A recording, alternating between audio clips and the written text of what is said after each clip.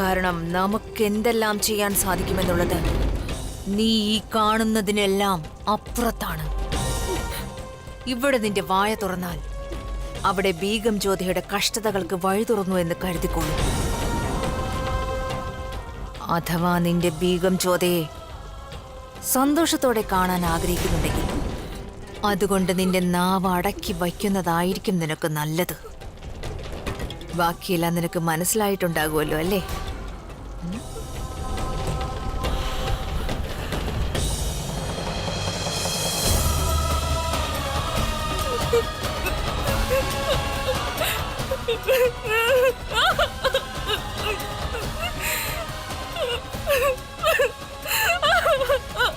മൂത്തിയെ വെറുതെ കുറ്റക്കാരിയാക്കുകയാണ്. അവൾ നിരപരാധിയാണ്.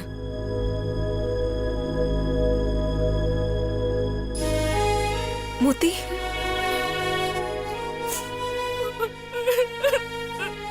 ഇവിടെ വരൂ.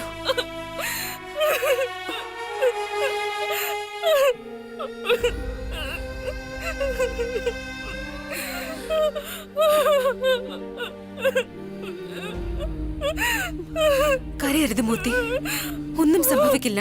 നമുക്കറിയാം നീ നിരപരാധിയാണെന്ന്. നീ ഒരു തെറ്റും ചെയ്തിട്ടില്ല. മഹാമംഗ എന്താണ് നിന്നോട് പറഞ്ഞത്? അഥവാ നിന്റെ ബീഗം ജ്യോത സന്തോഷമായിരിക്കണമെങ്കിൽ നിന്റെ ഈ നാവ് അടക്കി വയ്ക്കുന്നതായിരിക്കും നിനക്ക് നല്ലത്.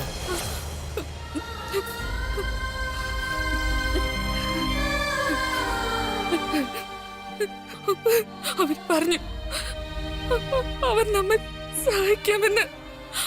അവര് പറഞ്ഞു അവിടെ ചെന്ന് എല്ലാ സത്യം പറയണമെന്ന്.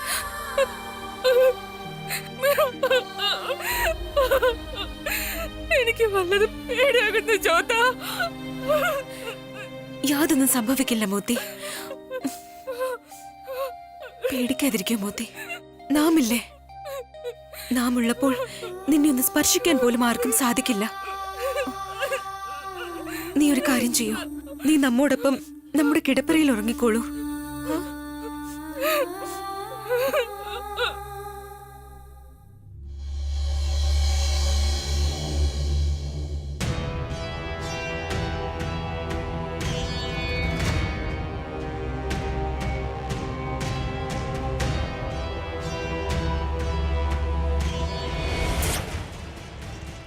വരൂ, അകത്തേക്ക് പോവൂ.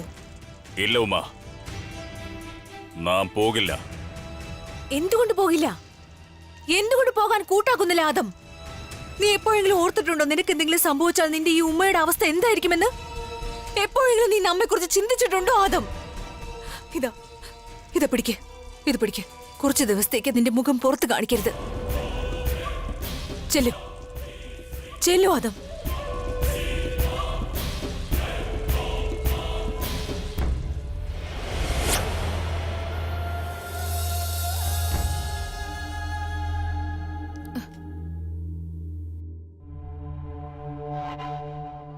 ഈ പരിഭ്രാന്തി എന്തുകൊണ്ടാണെന്ന് നമുക്ക് മനസ്സിലാകും. ഒരേ ഒരു മകനല്ലേ, അപ്പൊ പരിഭ്രാന്തി ഉണ്ടാകും. ഒരേ ഒരു മകനാകുമ്പോൾ 1000 ചിന്തകളും ഉണ്ടാകും മനസ്സിൽ.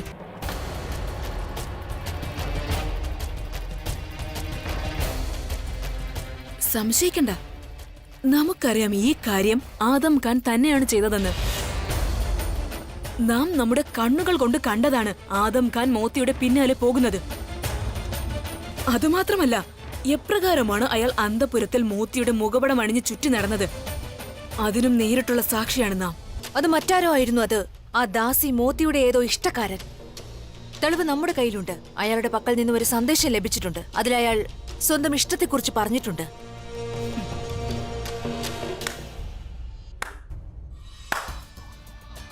വളരെ നല്ലത്. നല്ല കഥ തന്നെയാണ്. പിന്നെ ജലാലിനെ അന്തപുരത്തിലേക്ക് അയച്ചത് നാം തന്നെയാണ്. നാം ആഗ്രഹിച്ചത് അയാൾ അന്തപുരത്തിലുള്ളപ്പോൾ തന്നെ ജലാൽ അവിടെ എത്തണമെന്നാണ്. അപ്പോൾ ആദം ഖാനെ പിടിക്കാനുള്ള ആസൂത്രണം അവിടത്തേതായിരുന്നു. നാം ജലാലിനോട് ആദം ഖാന്റെ പേരൊന്നും പറഞ്ഞിട്ടില്ല. വിചാരിച്ചിരുന്നുവെങ്കിൽ എന്ത് വേണമെങ്കിലും ചെയ്യാമായിരുന്നു. ഇപ്പോഴും ചെയ്യാൻ സാധിക്കും. ഈ രഹസ്യം എന്നിൽ തന്നെ നിൽക്കട്ടെ. അവിടുന്ന് എപ്പോഴും നമ്മുടെ വിശ്വസ്തയായ ദാസിയായിരിക്കുമെന്ന വിശ്വാസത്തിൽ. എന്നാൽ നാം ആ കാര്യത്തിന് തയ്യാറല്ലെങ്കിൽ എന്തു ചെയ്യും? എങ്കിൽ നമുക്ക് ബാദുഷയോട് എന്തെല്ലാം പറയാൻ സാധിക്കുമെന്ന് അവിടത്തേക്ക് ഊഹിക്കാൻ പോലും സാധിക്കില്ല. അവിടുന്ന് ഷെൻഷായോട് പോയി പറയുമോ അവിടുന്ന് ആദം ഖാൻ ആ ദാസിയായ മോത്തിയുടെ പിന്നാലെ പോകുന്നത് കണ്ടുവെന്ന്? ഉറപ്പായും. അപ്പോൾ അവിടുന്ന് ഇതും കൂടി പറയൂ, ആദം ഖാൻ ആ മോത്തി ഭായിയുടെ മുഖപടവുമണിഞ്ഞാണ് അന്തപുരത്തിൽ ചുറ്റി നടന്നതെന്ന്. സംശയം വേണ്ട. അവിടുന്ന് ഇവിടുത്തെ റാണിയല്ലേ? അവിടുത്തെ ആഗ്രഹത്തിനെതിരായി ആർക്കാണ് നിൽക്കാൻ സാധിക്കുക? അവിടുന്ന് ചെല്ലു, എന്നിട്ട് ഇപ്പോൾ തന്നെ ജലാലിനോടെല്ലാം തന്നെ പറയൂ. പക്ഷെ അതിനുശേഷം എന്താണ് സംഭവിക്കുകയെന്ന് നാം അവിടത്തേക്ക് പറഞ്ഞു തരാം. നമുക്കറിയാവുന്നിടത്തോളം അദ്ദേഹം മോത്തിഭായിയോട് ഒന്നും തന്നെ ചോദിക്കില്ല. എന്നാൽ അവിടുന്ന് മേൽ ചോദ്യങ്ങൾ വർഷിച്ചുകൊണ്ടിരിക്കും. അവിടത്തോട് ചോദിക്കുന്നതാണ് എല്ലാം അറിയാമായിരുന്നിട്ടും അവിടുന്ന് ആദ്യം ആദം ഖാന്റെ പേര് എന്തുകൊണ്ട് പറഞ്ഞില്ല എന്ന്. അന്തപുരം അവിടുത്തെ നിയന്ത്രണത്തിലാണുള്ളത്. എല്ലാം മനസ്സിലാക്കിയിട്ടും ആദം ഖാനെ തടയാതിരുന്നത് എന്തുകൊണ്ടാണ്?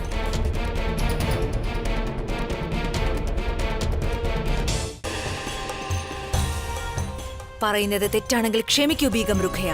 പക്ഷെ അവിടുന്ന് ഇത്രയും തീർച്ചയായും അറിയണം, ജലാലിൽ നിന്നും എന്തെങ്കിലും ഒളിക്കുന്നത് അല്ലെങ്കിൽ സത്യം പറയാതിരിക്കുന്നത് വിശ്വാസവഞ്ചനയാണെന്ന്. അവിടുന്ന് ആദം ഖാന്റെ പേര് ഒളിച്ചു വച്ചതിലൂടെ ഷെഹൻഷായോട് ചെയ്തിരിക്കുന്നത് അപരാധമാണ്. പിന്നെ ഒരു കൂട്ടുകുറ്റവാളിക്ക് എന്ത് ശിക്ഷയാണ് ലഭിക്കാറുള്ളതെന്ന കാര്യം അത് പറയേണ്ടത് ഒരാവശ്യമേ അല്ല. കാരണം അത് അവിടത്തേക്ക് തന്നെ അറിയാവുന്നതാണ്. അരുത് റുഖിയ ബീഗം, അവിടുന്ന് ഒരിക്കലും ഇങ്ങനെ ചിന്തിക്കരുത്. നാം അവിടുത്തെ പ്രശ്നത്തിലാക്കിക്കൊണ്ട് സ്വന്തം മകനെ രക്ഷിക്കാൻ ശ്രമിക്കുന്നെന്ന്. അവിടത്തേക്ക് വേണമെങ്കിൽ ഇപ്പോൾ തന്നെ പോയി ജലാലിനോടെല്ലാം വ്യക്തമായി പറയാവുന്നതാണ്. അതിനുശേഷവും ആദം ഖാന് ഒന്നും സംഭവിക്കാൻ പോകുന്നില്ല.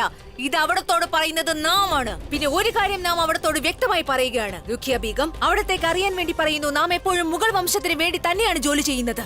ആരെങ്കിലും നമ്മെ ദാസിയാക്കണമെന്ന് ആഗ്രഹിക്കുകയാണെങ്കിൽ അത് അവരുടെ ഏറ്റവും വലിയ ബുദ്ധിശൂന്യതയായിരിക്കും. സലാം ബീഗം.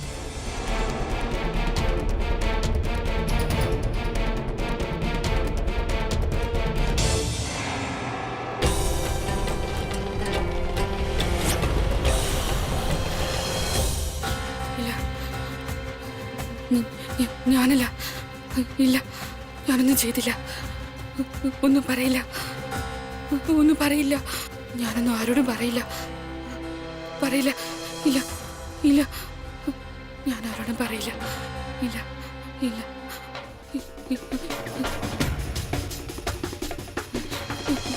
മോത്തി, മോത്തി, നീ എന്താ പിറുപിറുത്തുകൊണ്ടിരുന്നത്? നീ ഈ ഉറക്കത്തിൽ എന്താ എന്നോട് പറയില്ല എന്ന് പറഞ്ഞത്?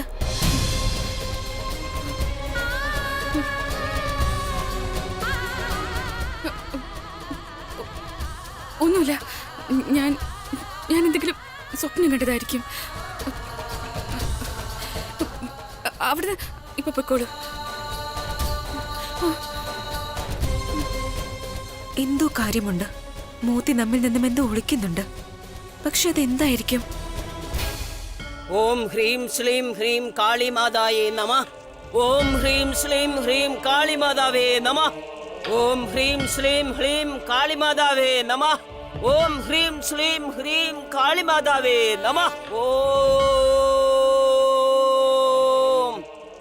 വന്നാലും മഹാറാണി, മകളെ കണ്ടിട്ടാണ് വരുന്നത്, എന്നിട്ട് മുഖത്തിനെന്താ ഒരു മ്ലാനത? എന്താണ്? നമ്മുടെ പ്രതീക്ഷകൾ തകർന്നു ശകുനിബായി. ജോധയ്ക്കും ഷഹൻഷാ ജലാലിനുമിടയിൽ ഭാര്യാഭർത്തൃബന്ധം ഒന്നും തന്നെയില്ല. നാം അതറിയാൻ പാടില്ലെന്ന് അവൾ ആഗ്രഹിച്ചു. സത്യം അറിയുമ്പോ അമ്മയുടെ മനസ്സല്ലേ, സഹിക്കാനാകുന്നില്ല. ഒരു സമാധാനമില്ല ശകുനിബായി. നമ്മുടെ ജോധ വളരെ ദുഃഖിതയാണ്. അവിടുന്നല്ലേ പറഞ്ഞത് ജോധ ഒരു മഹാറാണിയായി തീരുമെന്ന്, അവൾ വളരെ സുഖത്തോടെ ജീവിക്കുമെന്ന്.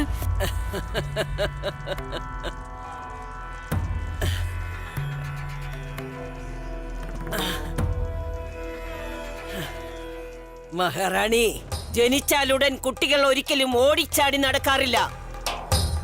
ആദ്യം പിച്ച വെച്ച് നടക്കുന്നു, പിന്നീടാണ് നന്നായി നടക്കാൻ സാധിക്കുന്നത്. എഴുന്നേറ്റ് നടക്കുമ്പോൾ പലതവണ വീണുപോകാറുമുണ്ടവർ. അതിനുശേഷമേ നന്നായി നടക്കാൻ അവർക്ക് സാധിക്കൂ. ഷെഹൻഷായും ജോധയും തമ്മിലുള്ള ബന്ധം അവരുടെ വിവാഹ സമയത്ത് ഇഴഞ്ഞു നടക്കാൻ തുടങ്ങി.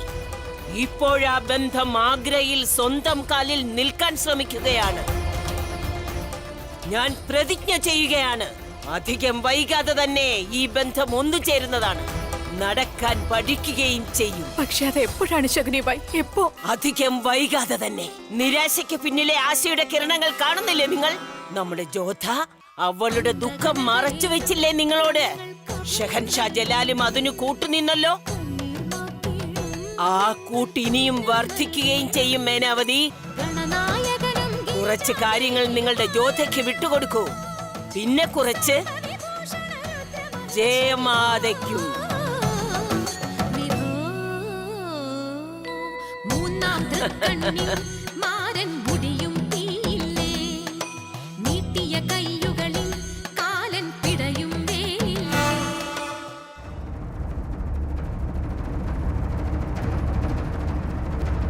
ബാദ്ഷാ ജലാലുദ്ദീൻ മോത്തിബായിയെ സഭയിലെത്തിക്കാൻ ഉത്തരവിട്ടിരിക്കുന്നു.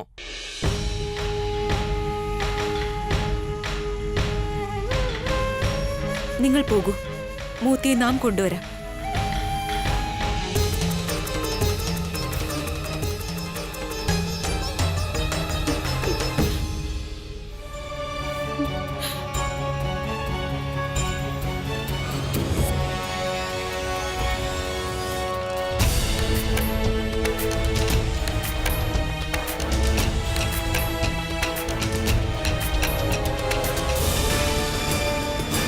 രാജരാജ മഹാവീരൻ, മുഗൾ സാമ്രാജ്യത്തിന്റെ അധിപൻ, ധീര യോദ്ധാവ്, ഹിന്ദുസ്ഥാൻ ചക്രവർത്തി ഷെഹൻഷാ ജലാലുദ്ദീൻ മുഹമ്മദ് അക്ബർ രാജസഭയിലേക്ക് എഴുന്നള്ളുന്നു.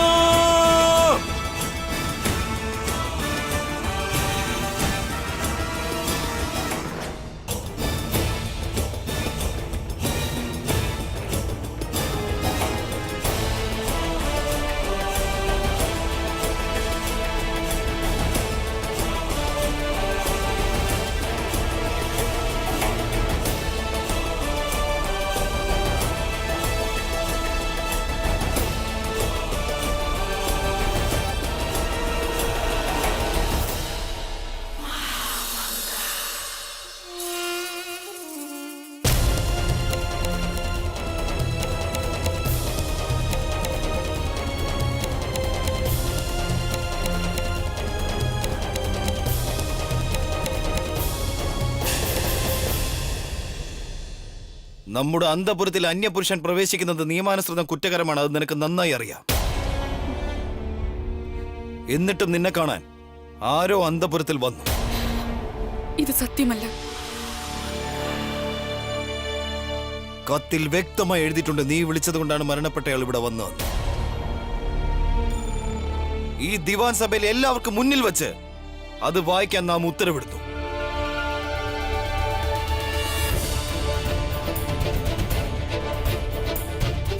പ്രിയ മോത്തി, നമ്മോട് ക്ഷമിക്കൂ മോത്തി. നിന്നെ അവസാനമായി ഒന്ന് കാണാനായില്ല. എന്നെ പിടിക്കുകയാണെങ്കിൽ എനിക്ക് വധശിക്ഷ ഉറപ്പാണ്. ഇവിടെ നിന്ന് രക്ഷപ്പെടുക എന്നത് അസംഭവ്യമാണ്. അതുകൊണ്ട് ഞാൻ ഈ വിഷം കഴിക്കുന്നു. ആരും എന്നെ സംശയിക്കാതിരിക്കാനാണ് ഇത്.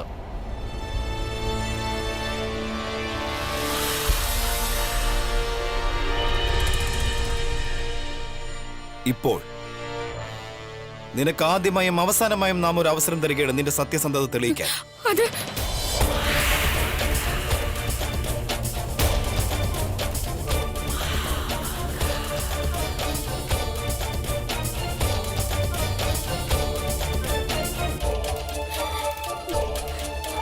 എനിക്ക് ആ വ്യക്തിയെ അറിയില്ല. എനിക്കത് മാത്രമാണ് പറയാനുള്ളത്. ആ കത്തിൽ അയാൾ എന്റെ പേര് എന്തിനാണ് എഴുതിയത് അതും എനിക്കറിയില്ല. ഞാൻ ആരെയും അന്തപുരത്തിലേക്ക് വിളിച്ചിട്ടില്ല. സ്വയം നിഷ്കളങ്ക എന്ന് വിളിച്ചാൽ നീ നിഷ്കളങ്ക എന്ന് തെളിയിക്കപ്പെടില്ല. നിന്റെ നിഷ്കളങ്കത തെളിയിക്കാൻ എന്തെങ്കിലും തെളിവ് നിന്റെ കയ്യിലുണ്ടോ?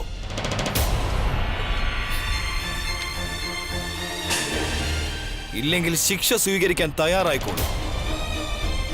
അങ്ങയുടെ അനുമതിയുണ്ടെങ്കിൽ നമുക്ക് മോത്തിബായോടൊന്ന് സംസാരിക്കണം ഷെഹൻഷാ.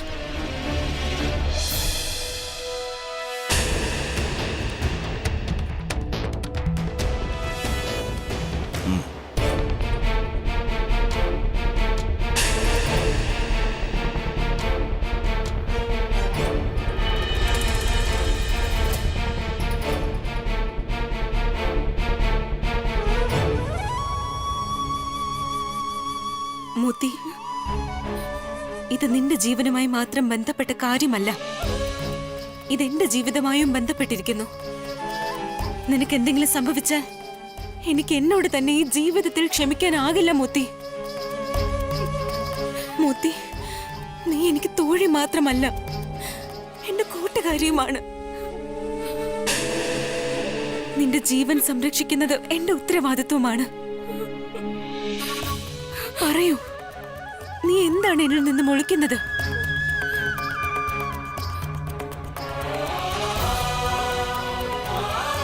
നീ നിന്റെ ജ്യോതിയുടെ മേലാണ് ഇട്ട് പറയൂ.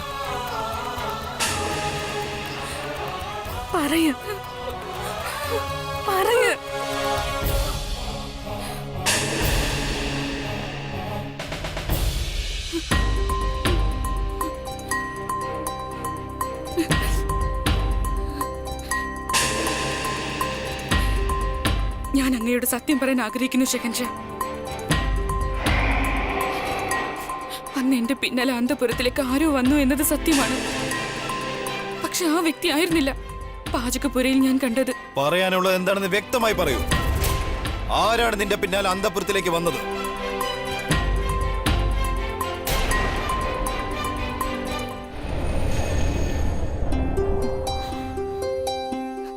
ആദം ഖാനാണ് എന്റെ പിന്നാലെ വന്നത്.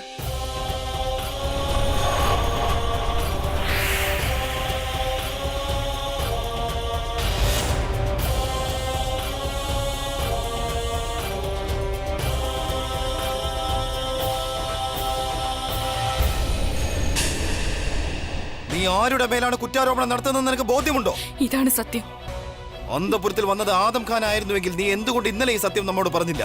നീയല്ലാതെ മറ്റാരും അത് കാണാതിരുന്നത് എന്തുകൊണ്ടാണ്?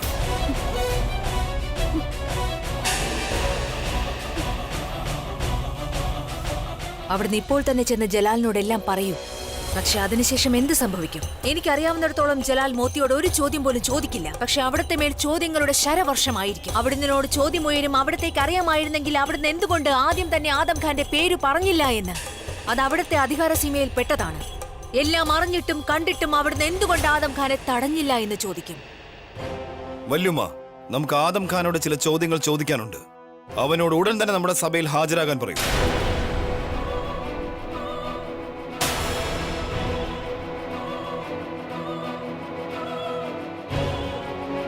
എന്നോട് ക്ഷമിക്കണം ഷഹൻഷാ.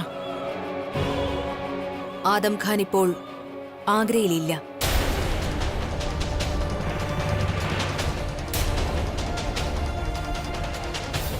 അവൻ 2 ദിവസം മുൻപ് തന്നെ ആഗ്രയിൽ നിന്ന് പോയി. അങ്ങു തന്നെയല്ലേ ആദം ഖാനോട് മധുരയിലെ കലാപം അടിച്ചമർത്താൻ ഉത്തരവിട്ടത്? നിന്നെ നാം ഒരു ജോലി ഏൽപ്പിക്കുന്നു. മധുരയിൽ ആരോ കലാപം ഉണ്ടാക്കാൻ ശ്രമിക്കുന്നതായി നമുക്ക് അറിവ് കിട്ടി. ആരാണോ മുഗൾ സാമ്രാജ്യത്തിന്റെ യശസ് കെടുത്താൻ ശ്രമിക്കുന്നതെന്ന് എത്രയും പെട്ടെന്ന് പോയി അറിഞ്ഞിട്ടില്ല. ഷെൻഷാ, ഇന്നലെ ആദം ആഗ്രയിലായിരുന്നെങ്കിൽ ഇന്നെങ്ങനെ മധുരയിൽ എത്തിച്ചേരും? ഇത് നമുക്ക് തെളിയിക്കാനാകും ഷെൻഷാ. ഏറ്റവും വേഗതയേറിയ കുതിരപ്പടയാളികളെ തന്നെ വേഗം മധുരയിലേക്ക് അയക്കും.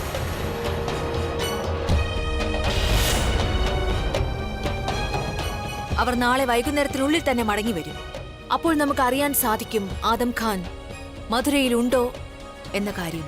അതായത് ആദം ഖാൻ കുറ്റവാളിയാണോ അതോ അല്ലയോ എന്ന്. ഇനി ആദം ഖാൻ കുറ്റവാളിയാണെങ്കിൽ അങ്ങയുടെ പ്രഖ്യാപനം നടത്തും മുൻപ് തന്നെ നാം പറയുന്നു, എന്റെ മകന്റെ തല മുണ്ടനം ചെയ്യുന്നതാണെന്ന് ഞാൻ മഹാമംഗ ഷെഹൻഷാ സമക്ഷം പ്രതിജ്ഞ ചെയ്യുന്നു.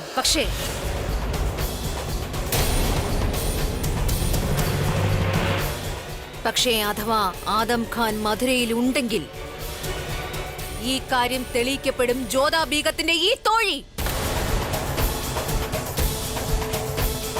നമ്മെ നശിപ്പിക്കാൻ കള്ളം പറയുകയാണെന്ന് തെളിയിക്കപ്പെടും.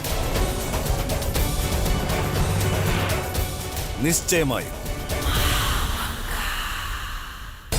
ഏറ്റവും വേഗതയേറിയ കുതിരപ്പടയാളിയെ ആദം ഖാന്റെ വിവരമറിയാനായി മധുരയിലേക്ക് അയക്കും. നാം ഇതിന്റെ വിധി നാളെ പ്രഖ്യാപിക്കും. അതുവരെ മോത്തിബായി കാരാഗ്രഹത്തിൽ അടയ്ക്കപ്പെടും. കൊണ്ടുപോകൂ ഇവളെ ഇവിടെ നിന്ന്.